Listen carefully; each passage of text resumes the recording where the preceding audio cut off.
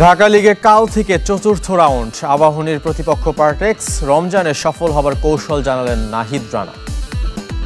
তো ভাজা পোড়ার চাইতে আমি মনে করি ভালো জিনিস খাওয়া ভালো, যেমন হচ্ছে যেসব জিনিসগুলো শরীরে পানি ধরে রাখবে, শসা, তরমুজ, আরও অনেক কিছু আছে, ফল, ফ্রুটস, তারপর হচ্ছে ডাব। পরিশ্রমের পুরস্কার পাচ্ছেন তাসকিন। প্রথম ক্রিকেটার হিসেবে বছরে বেতন কোটি টাকার বেশি, 3 কোটি পর্যন্ত আয়ের সুযোগ। কাল শুরু চতুর্থ রাউন্ড। মিরপুরে পার্টেক্সের বিপক্ষে লড়বে চ্যাম্পিয়ন আবাহনী। মোহামেডানের প্রতিপক্ষ brothers.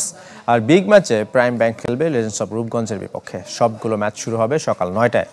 Abahani, Mohammedan, prime bank, legends of Rupganj সহ 7 দলের পয়েন্ট 4। 3 ম্যাচে জিতেছে 2টি। আবাহনীর হয়ে জ্বলে উঠতে প্রস্তুত নাহিদ রানা। সময়ের আলোচিত আর গতিময় পেসার নিজের পারফরমেন্স দিয়ে দলকে সাফল্য এনে দিতে চান। রমজানে নিজেকে ফিট রাখার কৌশলও জানিয়েছেন চাপা এক্সপ্রেস। ম্যাচের দিন রোজা না রাখলেও বিশ্রাম আর অনুশীলনের দিনগুলোতে ঠিকই রোজা রাখেন নাহিদ রানা। রমজান মাসে ক্রিকেট খেলায় নিজেকে ফিট রাখতে বাড়তি মনোযোগী চাঁপাইনবাবগঞ্জ এক্সপ্রেস। প্র্যাকটিসে সবসময় চেষ্টা করি যে রোজাটা কেমনে রাখা যায়, কারণ একজন মুসলমান হয়ে এটা আমাদের হচ্ছে কাজ। গত কবছরের ধারাবাহিকতায় এবারও ঢাকা প্রিমিয়ার লিগ রোজায়। তাই পবিত্র এই মাসে ক্রিকেট থেকে দূরে থাকার সুযোগ নেই নাহিদ রানার জন্য। তাই সেহরি ইফতারের সময় খাওয়ার তালিকায় নজর রাখেন ভালোভাবে। রোজা রেখে ইফতার করে তারপর দিন আবার ম্যাচ। তো ভাজা পোড়ার চাইতে আমি মনে করি ভালো জিনিস খাওয়া ভালো, যেমন হচ্ছে যেসব জিনিসগুলো শরীরে পানি ধরে রাখবে, শসা, তরমুজ, আরও অনেক কিছু আছে, ফল, ফ্রুটস, তারপর হচ্ছে ডাব। ইনজুরি ব্যবস্থাপনার সাথে মানিয়ে নিতে বিশ্রামে ছিলেন নাহিদ রানা। খেলা হয়নি প্রথম 2 ম্যাচ। তৃতীয় ম্যাচে ফিরেই নিয়েছেন 2 উইকেট। রূপগঞ্জ টাইগার্সের বিপক্ষে জিতেছে তার দল। যে কটি ম্যাচ খেলবেন সেখানে ধারাবাহিকতা ধরে রাখতে চান। আমি এর আগে ম্যাচগুলো যেভাবে সাকসেস পাইছি কিংবা যেভাবে খেলছি ওই সেম সিচুয়েশন কিংবা সেম প্ল্যানে আসি। চেষ্টা করবো মাঠে যে টিমকে আমার বেস্টটা কেমনে দেওয়া যায়। প্রথমবার দেশের বাইরে ফ্র্যাঞ্চাইজি লিগ খেলার অপেক্ষায় পুলকিত নাহিদ রানা। পিএসএল এর পেশোয়ার জালমি তাকে কিনেছে, তবে খেলতে বিসিবির অনাপত্তিপত্রের অপেক্ষায়। বাংলাদেশের সবচেয়ে দামি ক্রিকেটার কে? ক্রিকেট বোর্ডের বেতন বিবেচনায় তাসকিন আহমেদ। মাসে 10 লাখ টাকা বেতন, বছরে 1 কোটি 20 লাখ। বোনাস, ম্যাচ ফি, ডেইলি অ্যালাউন্স মিলে অঙ্কটা ছাড়াতে পারে 3 কোটি। 15 মার্চ থেকে ঢাকা প্রিমিয়ার লিগে দেখা যেতে পারে এই পেসারকে। আইপিএল, পিএসএল বা বিপিএল না খেলেই বাংলাদেশি ক্রিকেটারের আয় বছরে কোটি টাকার বেশি, তাও আবার শুধুমাত্র বেতন থেকে। ক্রিকেট বোর্ডের নতুন কেন্দ্রীয় চুক্তিতে তাসকিন আহমেদের বার্ষিক বেতন 1 কোটি 20 লাখ টাকা। একমাত্র A+ গ্রেডের ক্রিকেটার তিনি। মাসিক বেতন 10 লাখ।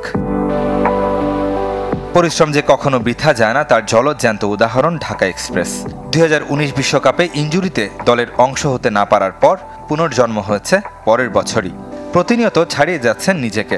সবশেষ 2024 সাল কাটিয়েছেন স্বপ্নের মতো। আন্তর্জাতিক ক্রিকেটে 3 ফরম্যাট মিলিয়ে নামের পাশে 63 উইকেট। জায়গা পেয়েছেন উইজডেনের বর্ষসেরা একাদশে। সবশেষ বিপিএল এর 1 মৌসুমে রেকর্ড গড়া 25 উইকেট নিয়েছেন। 3 ফরম্যাট খেলায় শুধু বিসিবি থেকে তাসকিনের আয়ের অঙ্কটা ছুঁতে পারে 3 কোটি। বেতনের সঙ্গে যোগ হবে ম্যাচ ফি, বোনাস। নতুন কাঠামোয় টেস্টে বোনাস 8 লাখ, ওয়ানডেতে 4 আর টি-20তে 2.5 লাখ। এবছর বাংলাদেশ খেলবে অন্তত 6 টেস্ট, 21 ওয়ানডে, 22 টি-20। মূলত টেস্টে ক্রিকেটারদের আকৃষ্ট করতে ওয়ানডের দ্বিগুণ ম্যাচ ফি লাল বলের ক্রিকেটে। তাসকিনের পর সর্বোচ্চ পারিশ্রমিক নাজমুল শান্তর। এ ক্যাটাগরির ক্রিকেটার হিসেবে 8 লাখ, আর অধিনায়ক হওয়ায় বাড়তি আরও 80,000 টাকা ঢুকবে শান্তর অ্যাকাউন্টে। এ ক্যাটাগরির বাকি 2 ক্রিকেটার মেহেদী হাসান মিরাজ, লিটন দাস। বি ক্যাটাগরিতে 6 লাখ, সিতে 4, ডিতে বেতন 2 লাখ টাকা। 21 ক্রিকেটারের কেন্দ্রীয় চুক্তির বেতন বাবদ 2025 সালে বিসিবির ব্যয় হবে প্রায় 14 কোটি টাকা। বাংলাদেশ যুব দলের শ্রীলঙ্কা সিরিজের সূচি চূড়ান্ত। আগামী মাসের শেষে দ্বীপ দেশটিতে সফর করবে যুব টাইগাররা। সফরে 6টি ওয়ানডে খেলবে বাংলাদেশ অনূর্ধ্ব-19 দল।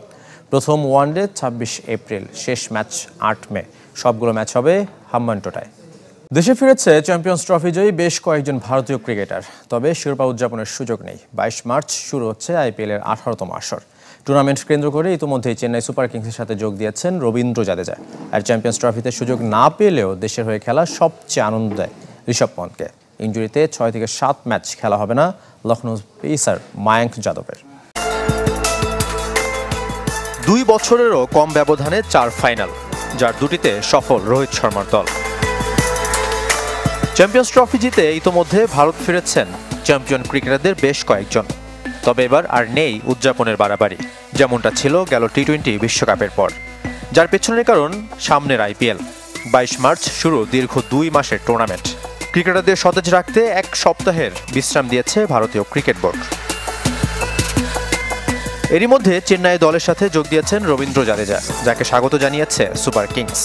জাদেজার দেখা মেলে তেলুগু সিনেমা পুষ্পার ভঙ্গিতে। দুবাই থেকে ভারত ফিরেছেন ঋষভ পন্ত, খুব শীঘ্রই যোগ দিবেন লখনৌ সুপার জায়ান্টের সাথে। এবার অধিনায়কের আর্মব্যান্ড তার হাতে। ভারত দলের সাথে থাকলেও IPL-এর সবচেয়ে দামি ক্রিকেটারের সুযোগ হয়নি চ্যাম্পিয়ন্স ট্রফির ম্যাচ খেলার। বেঞ্চ গরম করার হতাশা থাকলেও দেশের হয়ে শিরোপা জয় বিশেষ কিছু তার কাছে। ছোটবেলা থেকে আমার একটাই স্বপ্ন ছিল ভারতের হয়ে খেলা। IPL-এর কথা কখনো চিন্তাও করিনি। তবে আমার মনে হয় বর্তমান ক্রিকেটাররা IPL-কে বেশি গুরুত্ব দেয়। যদিও এটা গ্রেট প্ল্যাটফর্ম, তবে আমি বিশ্বাস করি দেশের হয়ে খেলার লক্ষ্য থাকলে বাকি সব কিছু এমনি হয়। টুর্নামেন্ট শুরুর আগে বড় ধাক্কা খেলো পন্তের দল। ইনজুরির কারণে প্রায় অর্ধেকের বেশি ম্যাচ খেলা হবে না পেসার মায়াঙ্ক যাদবের। কবে ফিরবেন সেটাও নিশ্চিত নয়।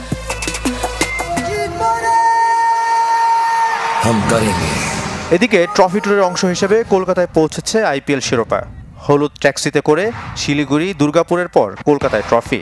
এখানেই স্বাগতিক কলকাতা ও রয়্যাল চ্যালেঞ্জার্স বেঙ্গালুরুর ম্যাচ দিয়ে শুরু হবে IPL-এর 18তম আসর। টেস্ট ক্রিকেটের 150 বছর পূর্তির আয়োজন আগেই চূড়ান্ত ছিল, তবে এবার তাতে যুক্ত হলো গোলাপি বলে দিবারাত্রির টেস্ট। 2027 সালের মার্চে হবে অস্ট্রেলিয়া ইংল্যান্ড এই টেস্ট। ঠিক 150 বছর আগে 1877 সালে যে মাঠে যে তারিখে শুরু হয়েছিল টেস্ট ক্রিকেটের পথ চলা, সেখানে সেই 2 দলের ম্যাচ দিয়েই তা উদযাপনের ব্যবস্থা করছে ক্রিকেট অস্ট্রেলিয়া। মেলবোর্ন ক্রিকেট গ্রাউন্ডে 11 মার্চ শুরু হয়েছিল প্রথম টেস্ট। গোলাপি বল ও দিবারাত্রির টেস্টের যাত্রা শুরু হয়েছিল অস্ট্রেলিয়া থেকেই। 150 বছর পূর্তির আয়োজনকে স্মরণীয় করে রাখতে ও সময়ের পার্থক্যের কারণে ইংল্যান্ডের দর্শক টানতে এমন উদ্যোগ বলে জানিয়েছে স্বাগতিকরা।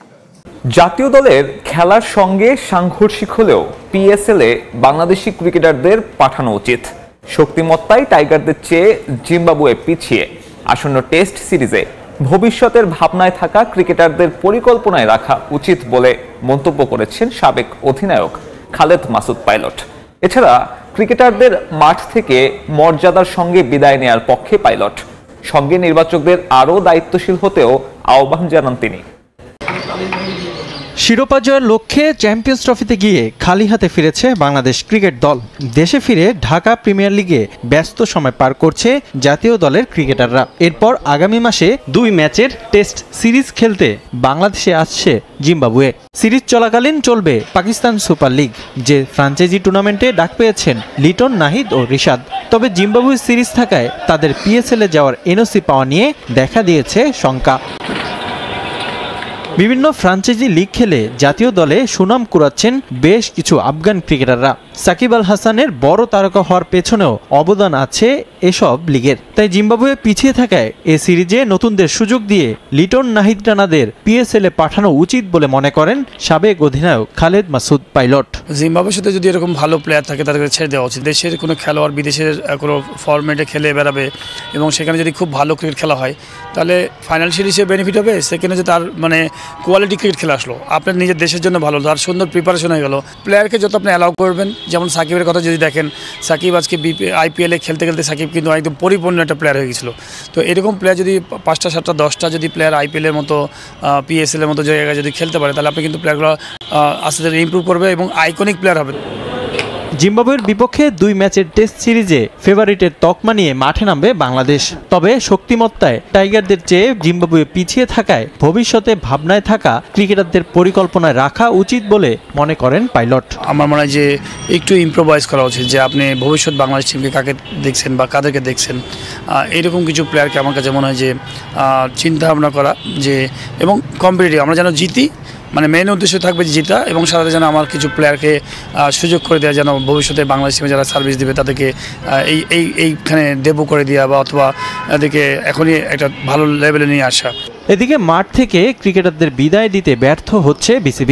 লম্বা সময় দলকে সার্ভিস দেওয়ার পর জাতীয় দলের ক্রিকেটারদের বিদায় হয়নি আশানুরূপ। চ্যাম্পিয়ন্স ট্রফি থেকে দুই সিনিয়র ক্রিকেটার মুশফিকুর রহিম ও মাহমুদুল্লাহ রিয়াদের অবসর নিয়ে শুরু হয়েছে নানা আলোচনা সমালোচনা। জাতীয় দলের ক্রিকেটারদের মাঠ থেকে মর্যাদাপূর্ণ বিদায় দেওয়া উচিত বলে মনে করেন খালেদ মাসুদ। সঙ্গে নির্বাচকদের আরও দায়িত্বশীল হতেও আহ্বান জানান তিনি। রিটায়ারমেন্টটা মাঠ থেকে হলে খুবই ভালো হয়। প্লেয়ার এবং ম্যানেজমেন্ট, বিশেষ করে সিলেক্টর, এই দুজনের মধ্যে খুব সুন্দর একটা আন্ডারস্ট্যান্ডিং থাকা উচিত। সিলেক্টররা বলে দেবে কোন সময়টা পর্যন্ত তোমাকে আমরা কন্টিনিউ করব। তো সেইটা আমার মনে হয় যে বাংলাদেশে হয় না। দেশে অনেক অপরচুনিটিস, অনেক ভালো ভালো ট্যালেন্টেড প্লেয়ার আছে, খেলার সুযোগ পেলে হয়তো তারা সেই জায়গাগুলো ধরবে, বাট কালচারটা ইমপ্রুভ করতে হবে। যদি আপনি তাকে আরও বড় প্লেয়ার বানাতে চান, আপনি যদি সাকিব, মুশফিক, তামিমদের চেয়েও বড় প্লেয়ার বানাতে চান, তাহলে ডোমেস্টিক কালচারটাকে ডেভেলপ করতে হবে যেন ওরা আরও উপরের দিকে যেতে পারে।